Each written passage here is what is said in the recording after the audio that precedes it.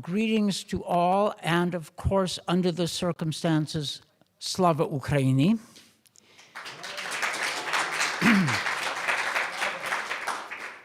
The Atlantic Council a year ago opened its office, or reopened its office in Warsaw. And this is the beginning of Warsaw Week, a week of intense discussions about Polish-American relations. But when we decided to open the office, we had no idea that Poland would be on the frontier of war. And it is. It is now the logistic base and a partner of the United States and the free world in supporting Ukraine fight for its life against Russian aggression. And of course, we all know this, but this is the circumstance of our meeting. There is a real war. And at the moment, the Russians appear to be losing, but many dangers lie ahead. Military dangers, economic dangers for Ukraine. Yet, the Ukrainian cause and our cause, the cause of the free world, may succeed. And that success could be as profound as the success of 1989. Then the Soviet Empire and the Russian Empire came to an end, so we thought. Putin wants to recreate it. The Ukrainians are trying to stop him. We are helping. In the name of the free world and those common values that Poles and Americans share, in the name of a united Europe, a Europe whole, free, and hopefully again at peace, we're helping the Ukrainians make this fight. That's going to be the theme of Warsaw Week that the Atlantic Council is organizing, and my thanks to Aaron Koreva, who's been carrying this load. So this is a serious discussion. There's a lot of serious discussion today and serious discussions this week. We have our strategic challenges. We also have our politics, right? In Poland, you're in the middle of a brutal election season. And what am I going to say about brutal politics given American politics? I'll just leave it at that for now. But we can yet succeed. And the better angels of our nature and our deepest, best traditions can yet triumph over the darker forces, from without and even from within. That's what I believe in. It's a great pleasure to welcome to the stage the son of my best professor. Back in the 70s, I am that old, Zbigniew Brzezinski taught a course on Soviet politics, which was absolutely brilliant, best thing around. And I became his devoted admirer for decades since. And it is a pleasure to work with both of his sons. I haven't yet worked with Mika Brzezinski, but I cannot think of a better ambassador, właściwy człowiek w właściwym czasie, the right man at the right time in Warsaw. Mark Brzezinski, floor is yours.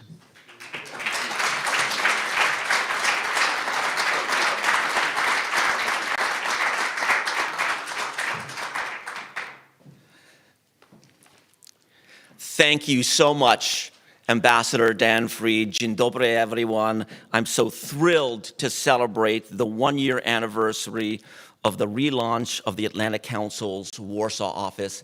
And I'm so happy to see so many of my fellow Americans coming to Poland. Poland is such an exciting place, especially now. This morning, I was in Świnoujście in northern Poland, visiting the new liquefied natural gas terminal on the coast of the Baltic. And then I visited the GE wind turbine factory. There was an American ship pulled up against the dock of the liquefied natural gas LNG terminal, just delivering LNG from the state of Louisiana. And there I was able to see, just as an example, Poland's energy future. So much is happening in Poland, especially now, and what a fantastic place Warsaw and Poland is for a think tank that focuses on Atlanticism to have an office. Think tanks are, by definition, places where experts develop ideas that can be turned into policy a year or two or so later. Poland in 2023 is a focal point of so many international challenges and opportunities. There is such a possibility here now for new ideas to take root. And the Atlantic Council, as we all know, is in the catbird seat. The deep engagements you've already hosted, your forward-thinking mentality is helping Poland, Ukraine, and the transatlantic community prepare for the future.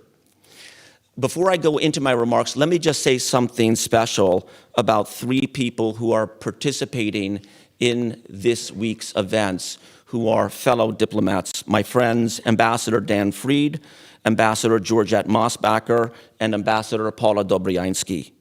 Folks, Dan, Georgette, and Paula were transformational diplomats in their roles. Dan helped Poland join NATO, Georgette helped Poland join the visa waiver program, and Paula helped spearhead the second round of NATO enlargement in the Bush administration. Imagine, folks, if today, right now, imagine if Poland were not in NATO and if it were not in the visa waiver program. How much less certain, how much less stable maybe the Polish-American special friendship would be. How much more anxious would our Polish friends be? Everyone owes a debt of thanks to Dan and Georgette and Paula. I could not be more proud or personally inspired to try to follow in their footsteps. So a quick round of applause for our fellow diplomats.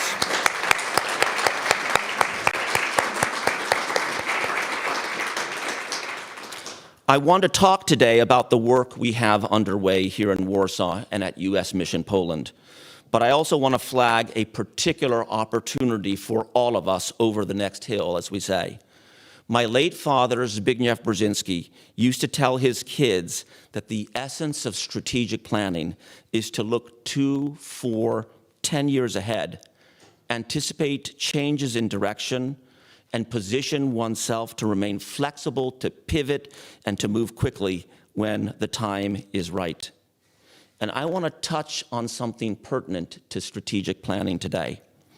Russia's unprovoked invasion has threatened not just Ukraine, but the entire world. The transatlantic community has been threatened, democracies have been tested, but we have answered this great test. We know that Ukraine's spirit cannot be broken. We have seen firsthand how Poland's incredible humanitarian efforts have inspired the world. And we like to call today Poland a humanitarian superpower because you've opened your homes and apartments to so many Ukrainian refugees. Together, we've proven that unity is our greatest strength and that collective defense works. Our tactics have changed, as is obvious from the news, to support the Ukrainian people in their incredible struggle. We must now look over the next hill and prepare for what comes next. If it's a Ukrainian victory, or when it is a Ukrainian victory, which is what we're all working towards, it will be a once-in-a-century moment to catalyze on progress to allow for the transformation and modernization of the entire Eurasian region. That starts now as we consider and plan how to rebuild and reform Ukraine into a modern, prosperous European state. And when Ukraine does rebuild, it will transform not only the Euro-Atlantic region, but Eurasia as well. This transformation will extend to the full range of structures, economic, energy, and security that underpin our way of life.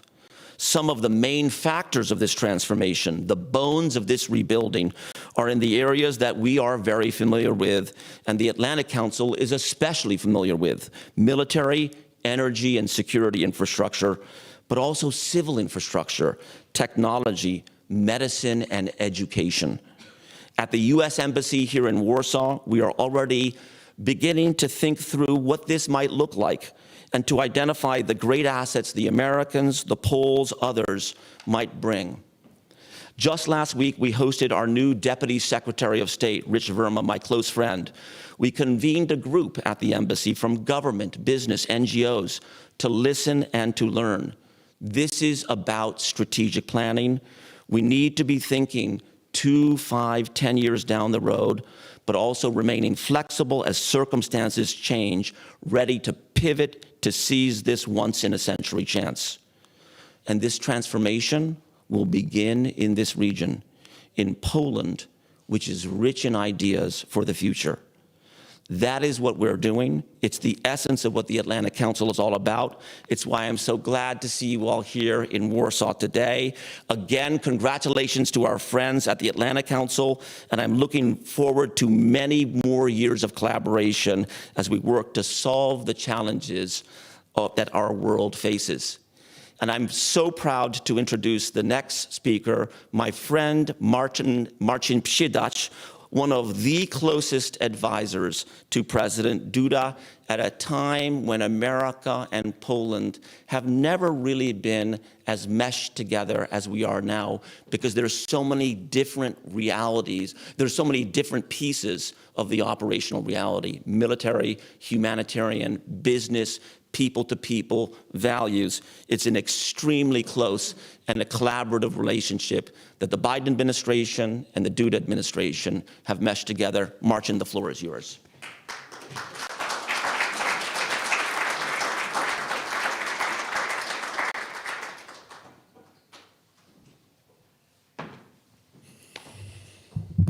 Thank you very much, Mr. Ambassador Mark. It's a great pleasure to be here. I was invited by Aaron to share some comments just ahead of the upcoming panel. But before I do that, I just wanted to thank you. Thank the Atlantic Council as we gather here to celebrate the 1-year anniversary. It is already 1 year since we've gathered down here in this very room, in this very building, to relaunch the office, the permanent presence in Poland. And let me also take this opportunity to congratulate the director, Aaron Korewa, Ambassador Daniel Fried, Ambassador Mosbacher, and all the friends of Polish-American relations, all these distinguished experts involved in making it happen. On behalf of the President of Poland, which I have who I have the honor to serve, thank you for your efforts, expertise, and above all, continued support. We have always considered the Atlantic Council as a precious ally in advancing the transatlantic agenda. Your permanent presence, and I do remember last year we talked about this permanent presence, but also about the permanent presence of American troops, and this happens. Just a couple of months later, President Biden decided to set the American presence in Poznań. So let's be ambitious. Let's talk today also about the plans for the future. But your permanent presence in our country cannot be overestimated, especially now as the times are difficult and the situation is demanding. Dear friends, 15 months ago, Russia commenced its full-scale invasion of Ukraine. For many in the West, this was a shock. Despite our numerous warnings about Russia's intentions and nature, despite reports from the US intelligence community generously disclosed to allies and partners, the transatlantic community was caught off guard. Fortunately, from that point on, it was mainly the Russians who have made critical mistakes. First and foremost, in regarding themselves. They grew overconfident in the mind of their own army, in their impunity, and in the belief that war would end in nothing but their success. Second, they made a huge mistake regarding the Ukrainians. Contrary to arrogant narratives, Kiev did not fall within 72 hours. The superiority of the Russian army did not break the Ukrainian spirit, and the civilian population of that country did not welcome Russians and Russian soldiers with flowers. What happened was the exact opposite. But that is not all. Russia made a painful mistake regarding the transatlantic community as well. We did not act totally and hesitantly. The response from the United States, Poland, and the entire transatlantic community was immediate, straightforward, and courageous. We have imposed several rounds of severe sanctions on Russians. We have closed off our markets, especially with regards to Russian energy export. We have also frozen their assets and have excluded them from the community of nations that respect rules-based international order governed by norms and adherence to human rights. What's more, and I cannot stress this enough, we were not driven solely by the protection of our own interests and resources. Out of solidarity with the Ukrainians, we have opened our borders. Mark just mentioned that, and the Polish people have even opened their own homes. Now, ladies and gentlemen, it is May 2023, yet we remain united, and we have not succumbed to any fatigue this war may have caused, and that the Kremlin so desperately wanted to see. Our cooperation in helping Ukraine has been unprecedented. Never before has Poland, the United States, and the entire transatlantic community worked together so closely, synchronously, and comprehensively on any other issue. The transatlantic partnership has proven that it is not merely a theoretical entity, but rather a tangible force, ready to defend what we believe in, ready to stand by the values we all so much cherish, regardless of the costs. Of course, our task of supporting Ukraine's independence, restoring peace in Europe, and permanently preventing Russia from pursuing aggressive policies is not yet completed. Thus, we must maintain our unity, engagement, and determination. Poland has no doubts that if the United States continues its leadership and the remaining partners sustain their support, everything will end well. And after the G7 meeting in Hiroshima, I'm even more optimistic about that. Therefore, my message today is simple. Let us continue our effort. But if I may be so bold as to suggest, let's not be afraid to be even more active, and let's trust our Ukrainian friends. They have the best assessment of the situation. And when all of this ends successfully, let us collectively join in the effort of Ukraine's reconstruction, not omitting anyone in this process, especially not those who have previously proven themselves unwavering and indispensable. So once again, thank you very much for having me here, and I'm looking forward also to hear our experts during the panel, and looking forward also to cooperate with the great people of Atlantic Council in the future. Thank you very much.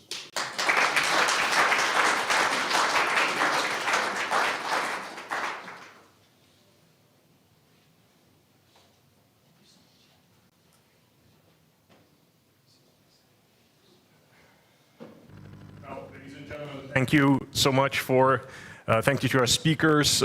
Thank you for listening. At this time, I would like to welcome our panel to the stage, please.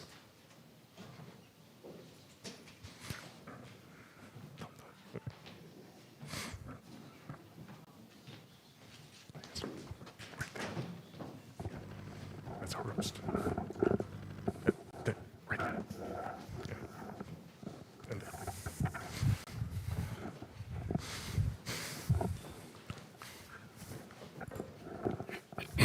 Well, that was fascinating.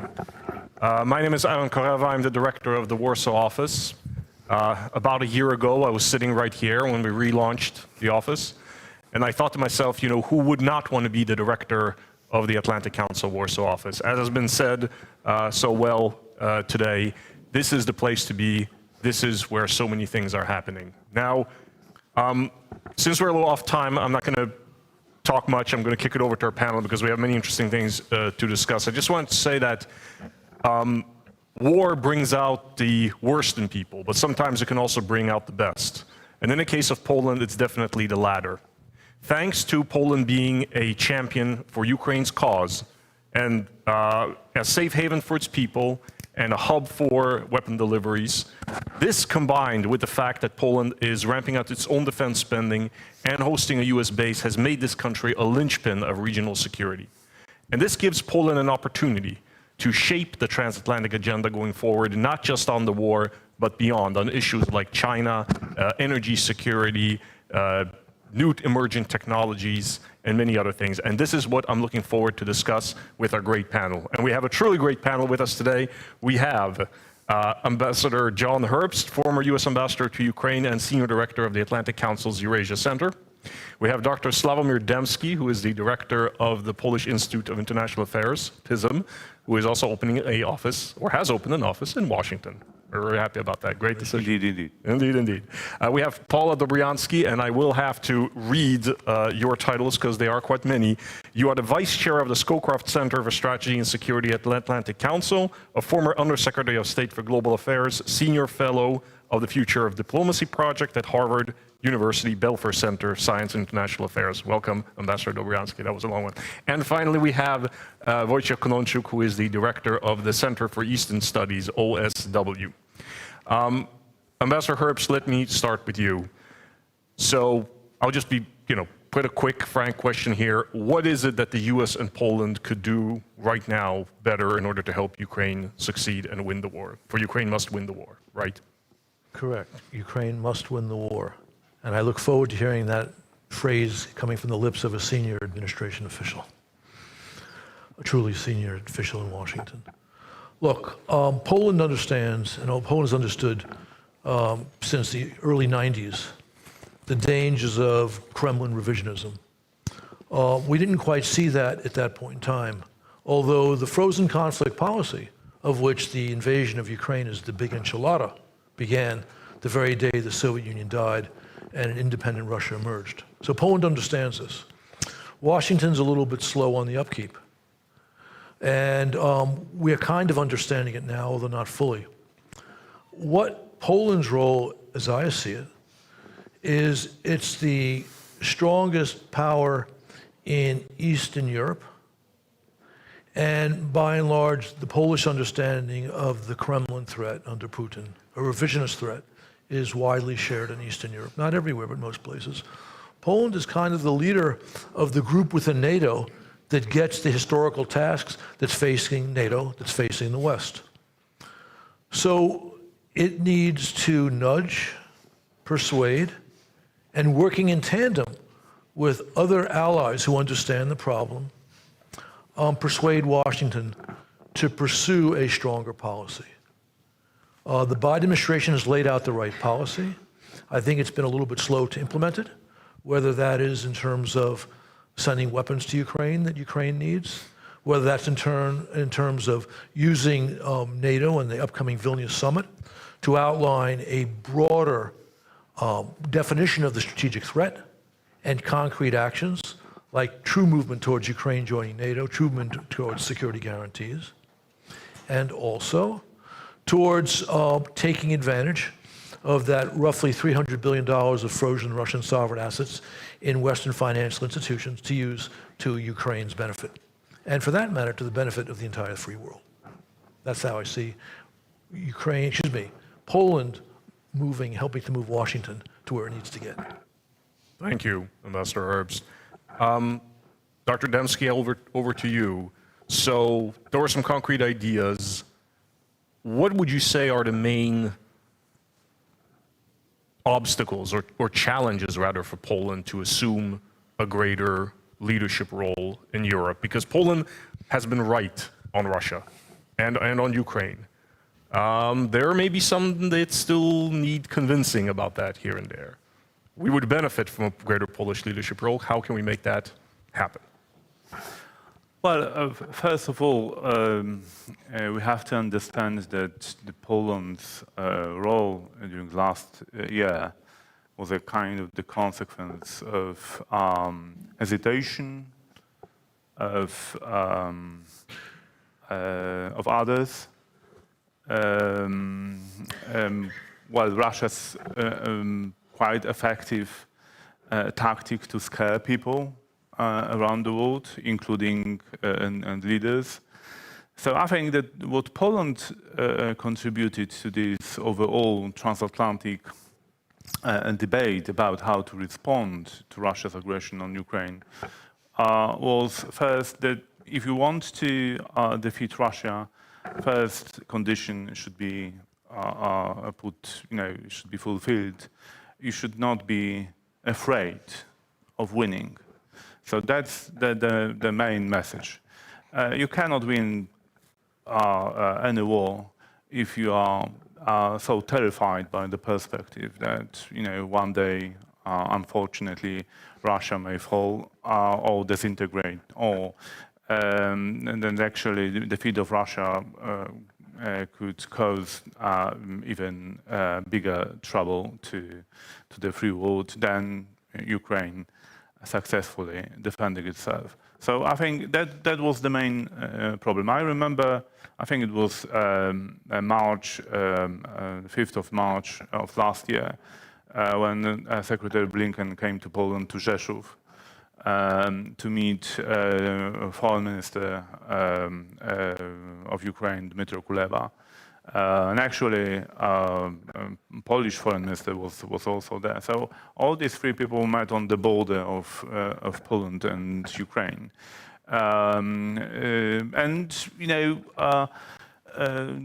There was a kind of the symbolic meeting. Beginning of March, and already over 1 million of Ukrainians fled from Ukraine, from the war. Nobody thought that it's possible to meet Ukrainian leaders in Kiev in that time. So the first idea was to meet on the Polish-Ukrainian border. And only 10 days later, Polish leaders, together with the Prime Minister of Czech Republic and Prime Minister of Slovenia, traveled to Kiev, showing the way to the others. I mean, what Poland did in that time was that, yes, we can. Yes, we should not be afraid of winning. Yes, we have to go to Kiev. We should not be afraid of being targeted by the Russians, because they cannot hit dynamic target. So we can take the train in Lviv, go to Kiev, and show the solidarity and support to Ukrainian people under enormous threat. We have to remember that in that time Russians were still trying to take Kiev. So I think that was Poland's role. I mean, to show that the free world can help Ukraine to defeat Russia, not only to defend themselves, because I think that was the initial policy line. We should help Ukraine to defend themselves. No, our aim should be to defeat Russia, and we should defeat Russia in such a way, as Elliot Cohen wrote in the recent Atlantic Peace in the Atlantic, that we should deliver the understanding of this defeat to the ordinary Russians. So it's not only to beat them on the battlefield. We have to direct this message to the Russian public, because that's the only way when Russia's defeat in Ukraine could cause a change in Russian foreign policy, Russia's attitude towards neighbors, and actually ultimately contribute to the global peace. Because if Russia prevails in Ukraine, it would undermine the legal order around the world, and would only encourage the authoritarian powers to use a war as a tool of foreign policy. Couldn't agree more. I think Elliot Cohen said we unfortunately have to see the Russian army in shambles, fleeing, the soldiers turning on their officers. I saw when The Atlantic shared that on Twitter, somebody shared that scene from Dr. Zhivago, the movie. Now, of course, we know what happened afterwards in Russia after Dr. Zhivago, so hopefully not that part, but maybe hopefully something better. Ambassador Dobryansky, since we're calling this panel a new agenda for a transatlantic future, I wanted to ask you, so a lot of people speak about the center of gravity. We hear about the center of gravity in Europe shifting towards the east, towards Poland. But then some push back and say, well, it's not really the center of gravity, it's rather the center of attention. because as much as Poland would like to lead, it is still, it's a country that is a recipientary of European funds. There are other countries who have bigger, economy and so on and so forth. Are those people right, or are they missing something? What would you say to that? Well, first, good afternoon, everyone. And Aaron, let me just congratulate you in your position here in Warsaw, and also Ambassador Dan Fried. I want to do this because it's the Atlantic Council's Warsaw Week, and it's an important tribute to our strategic partnership and our strategic focus, which couldn't be more important than very much so now. On your question, let me before I answer it really, because I'd start with this. First, the fact is, Poland has always been and has had a very strategic role in Europe, full stop. Whether it was focused on and highlighted before, or it's highlighted now because of being at the border here with Ukraine and Ukraine being attacked, I would submit that Poland, right from the beginning, when I think of its finally re-attaining its freedom from the Warsaw Pact and also the stranglehold of the, if you will, the Soviet Union. In that context, Poland has demonstrated economically the kind of substantial growth militarily right up to the present time in terms of upping that figure to 4%. Very strongly, I think, and convincingly partnering with the United States, where there's a presence, a permanent presence of U.S. troops on Polish territory, given the challenge and the threat posed from Moscow here. Thirdly, you mentioned technologically. To me, Poland has been very innovative and very much on the cutting edge of digitalization. And then also I see Beata, of course, in the front row here, partnering with the Atlantic Council, or should I say we're partnering with you, because Poland's in the lead on the 3 Cs initiative, the importance of energy security. Poland was a leader on saying, no, we're not going forward with Nord Stream, and taking very precise action on that, which has had dramatic consequences for diversification of energy and energy sources and, if you will, supply chains. It's had a massive ripple effect. So I'd first start with, I think that Poland has always had a very important strategic role. It's been spotlighted and amplified during this period because of the clarity of Poland's position in terms of not just only wanting to see victory and success in Ukraine, but also the clear understanding that without that, that has severe ramifications, not just for Poland, but for the transatlantic community, for the global community. And towards that end, I think it's been spotlighted. What does that mean for others? I think there have been others who have also stepped forward and have worked very collaboratively with Poland. I'm going to pick out the UK. I think the UK, in a number of ways throughout this period, have really strived very hard to look at tangible and concrete ways forward of making a difference in terms of what's happening on the ground in Ukraine, and understanding when Ukraine has made a strong appeal for certain types of military supplies, understanding that you have to get it there fast and quickly, and you respond to what's being requested. So I think that here, I'm going to end my answer to your question in saying, I see a great opportunity, a great, fantastic opportunity for Poland because it, A, is being spotlighted. 2, I have always felt, as I said, that it's had this evolution. So that's not new to me, but it's having a major leadership role at this time. But thirdly, I'd say that going forward, it has even more critical role. Why? Because the challenge of how things go forward, the challenge of also ensuring that there is success and a victory, And then just not only about the war, but also about, as people will say, well, the rebuilding of Ukraine and what that means, because you can't have peace and stability unless you have security assurances and you have a rebuilding. And in that context, I have no doubt that Poland will also continue to play a leadership role. Absolutely, I agree. Their opportunity is vast. We want to seize on it. So, Wojciech, over to you. I guess it's a little bit of a variant of what I asked Ambassador Herbst, since your organization, it's a Center for Eastern Studies, you deal a lot with Ukraine and Russia. First, maybe just a short note on if you're optimistic about Ukraine's chances right now, and then more broadly, I mean, we all agree, I assume you agree, that Ukraine belongs in the West, that it's earned its place in the Western community. But let's not kid ourselves. I mean, there's going to be a lot of change and transformation required in Ukraine.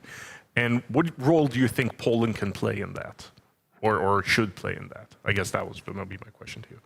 Thank you, Aaron. A pleasure to be here. Well, it's a transformative moment for the region, for Poland, for Ukraine, for the whole Europe. I think that we were right in this part of the region that this is not a local conflict from the very beginning. And you stressed many times in this panel the role of Poland, which is and was very important, but I would like to also pay your attention on the role playing by other actors in the region, starting from the Baltic countries, very brave Baltic, small, tiny, very brave nations, to the Czech Republic or Slovakia. So, you're a leader when others call you a leader. So, I think that many has changed in this country, in this region, but at the same time, I don't want to be too optimistic in regards to the future. A lot of have been done in the last couple of months, 15 months. I think that perhaps what is the most optimistic at this moment is the fact that we are still very, very united in regards. There is a shared understanding what should be done, and especially in Poland. So we understand that there is still a war to be won. And this is also another decisive moment for the Ukrainian armed forces and the whole society. They are very much united, much more than we can imagine. And this is, the mistake made by Putin at the beginning of the conflict when he pressed the button saying start the war, aggression. Yes, he underrated the Ukrainians. So we should not make the same mistake, and we should not underrate the Ukrainians. Also, I can imagine positive scenario of a Ukrainian counteroffensive, but I also easily imagine negative scenario. Let's say not very positive scenario of Ukrainian counteroffensive. So, and the situation there would be, I would say, much different, and the mood would be much different than what we have today. And this is also a message I'm always trying to send to the Western allies of Poland. Let's remember that Ukrainians are very determined to win the war at any cost. They very much understand what is at stake of this conflict for them, that this is a really existential threat for them. And there are some questions, Mark, we should ask to ourselves also about the consistency of our future military support, especially future military support. And question which is always asked by, perhaps not publicly by Ukrainian politicians, but definitely by the Ukrainian activists, Ukrainian media, about do we, as the West, deliver to Ukrainians really what they want? And we expect they win the war. Yes, that there will be a breakthrough in Ukrainian counteroffensive, but I'm pretty not sure if they really have all they want. So we appreciate a lot the American leadership in this war, the biggest crisis since the Second World War. And this is perhaps not so publicly recognized, especially in the western part of the European Union. But this is simple for NATO Eastern flank nations, that without American leadership at this, especially at the very stage of the war, situation might be much, much worse for all of us. Thank you. Absolutely, you touched on the most important conflict since. It definitely is the most important conflict in Europe since World War II. the war in Ukraine, without any doubt, and most consequential one. I do believe our friend Elliot Cohen mentioned that as well at one point, at least in some wall article. He's not here right now, but anyway, he did say that it is probably one of the most consequential conflicts in Europe. And in his life. Yes, and in his life. Okay, well, that's a good shout out to Elliot. Speaking of project security again, but by the way, because I know that you've mentioned a few times, at least I've heard you say it, that the NATO-Russia Founding Act is just basically useless at this point. I don't know if you use those words, but speaking of projects, and we have the Vilnius Summit, NATO-Vilnius Summit coming up. Should the Poland and the U.S. take the lead on scrapping the NATO-Russia Founding Act and coming up with something better or different? Or what do you think? Maybe a little bit out of the blue. I think it is really outdated document. It doesn't reflect any reality, political reality in Europe. Russia violated this documents in dozen places. So Russia doesn't respect any commitment under which this document was actually agreed in 1997. So I think it is, why, during the Madrid summit, a kind of the formula was agreed among the allies, don't ask, don't tell. So, there is something we agreed with Russia some time ago, but as Russia doesn't respect these commitments, we should not mention the text and the formula. The problem is that Biden administration itself violated this informal agreement among the allies 2 days later. So, and here we come to the problem. I mean, as long as this particular commitment towards Russia is not renounced by the President of the United States, some clerks, some officials of US administration will still assume that one day Russia may come back to this formula, and one day this document may become still useful. So I think that's a wrong policy. I think that's a wrong message to the Russians. If Russia changes its policy, we will need another funding act to establish a new relationship with Russia. And the message, our message should be very clear. If Putin wants to have a ramp off, he should stop trying to take Ukraine off the map. So because that's his policy. So we have to focus and build our unity, and we have to bear in mind that unity is a dynamic process. It is not a picture on the wall. It is a movie. Can you imagine a year ago that the Free World would consider delivering to Ukraine F-16? A year ago, we were, I think, if I remember well, I think we were deliberating about sending 500 helmets to Ukrainians, at least with some allies. And now we are now on the page when we are talking about how quickly and how effectively we can deliver F-16s. And we have to also remember that during these 15 months we shoot off number of self-imposed red lines. The same was about MiGs. In March 2020, Poland suggested that it's ready to deliver MiGs to Ukraine, and some allies reacted that whoa, it would be a huge escalation. Now we are very close, to deliver F-16. Then was the same with the Patriots, the same with Leopards, the same with HIMARS. I mean, the problem with our policy was that it was not Putin who actually introduced red lines. We introduced red lines we imposed the red lines on ourselves, hampering our own policy. So that was the problem we had. So talking about what is to be done now, I think we have to focus on winning this war. That's the message. That's the policy. I think we are much more closer. We are much more united around this aim. But as long as Russia still believes that this unity can be somehow undermined, that then this unity may go one day because I don't know elections in the United States.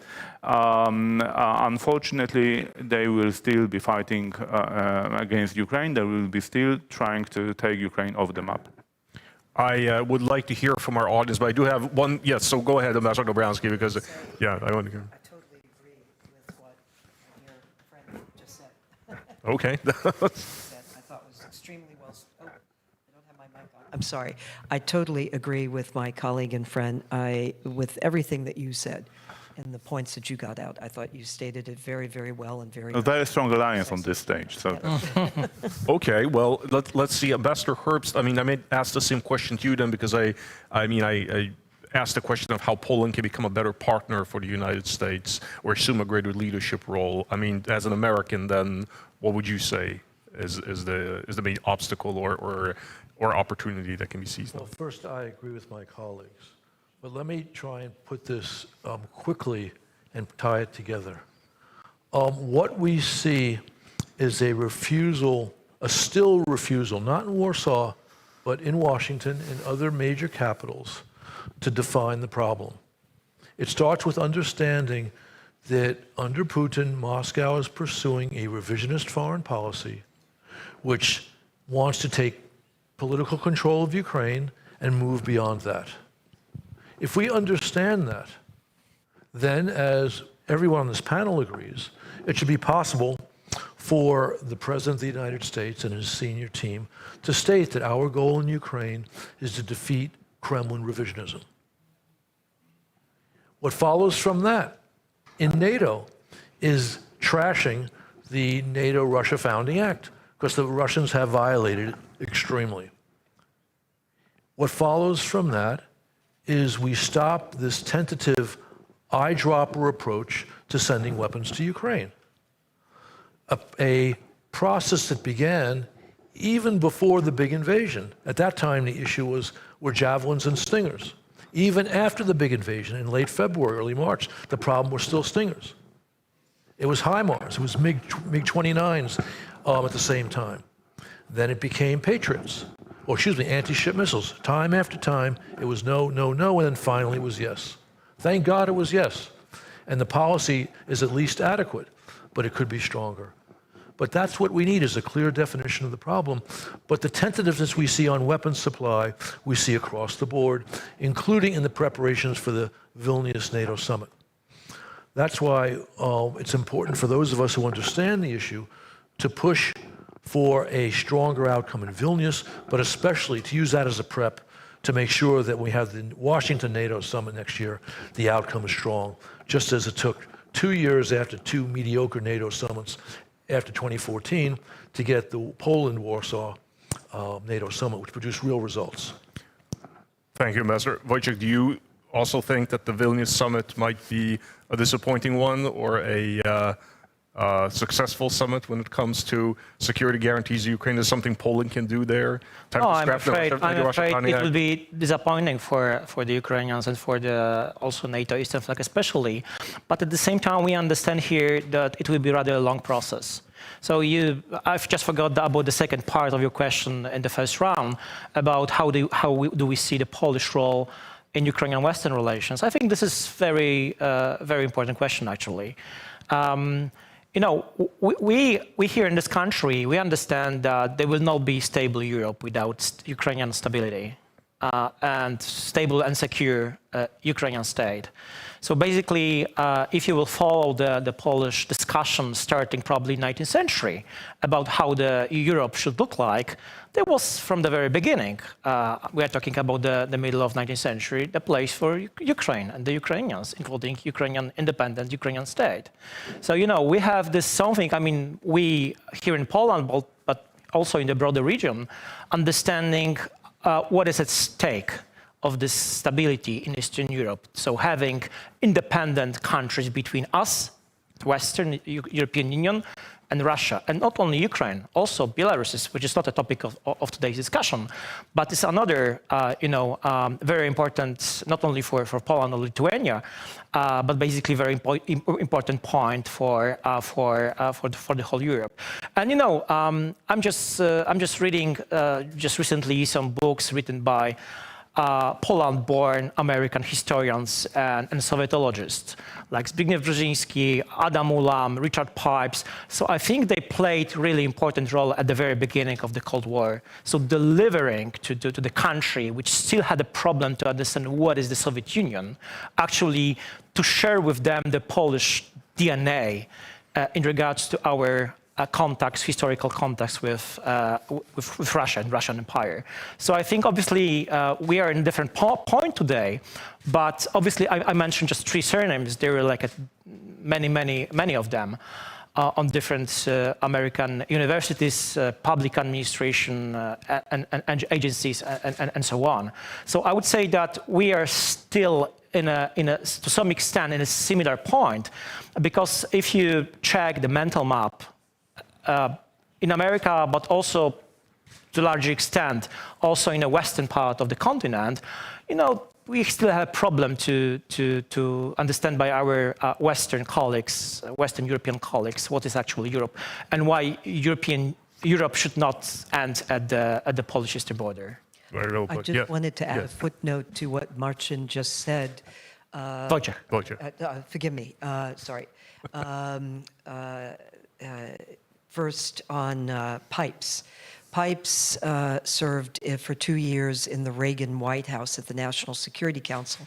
I had the privilege of working with him, but he is the one who wrote National Security Decision Directive number 75, which was really the blueprint for dealing with the Soviet Union in the Reagan administration. And there have been a number of books that have paid tribute to him. I just wanted to underscore that because I was actually there, and he certainly had a very, very key imprimatur on that. Thanks for that reminder. We have time for questions from the audience. If you'd like to ask a question with our panel, please raise your hand. My colleague will give you a microphone, and when you get the microphone, please identify yourself, name and affiliation. That's because I'm sitting in the first row. You'd notice me first.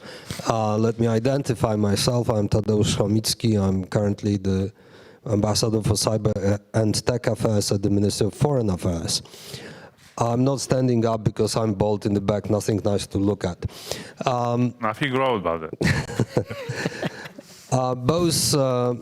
Let me call the sentence that Ambassador Brzezinski mentioned about his father. What is thinking strategic? 2 years ahead, 4 years ahead, 8 years ahead. Both Ambassador Dobriański and Ambassador Herbst participated in the meeting organized at the Polish Embassy by the Polish Embassy in Washington on May 5th to discuss what are the definitions of victory and defeat for Russia and for Ukraine and for us. And what would be the meaning of the different results of this war for the future, including the hibernation of the conflict. And the conclusions are not very nice. And I wanted to add one specific dimension of that discussions, that even when the war is over with Ukraine's and our victory, and we have to believe it and we have to do our best to do it, to make it happen, the war will not be over. It will continue in cyberspace. And this is often neglected, except for the experts, but the war in cyberspace will not be visible that much. So we must also think about how to protect the new threats, the new threats coming out of cyberspace, new technologies, etc., because this conflict will be continue.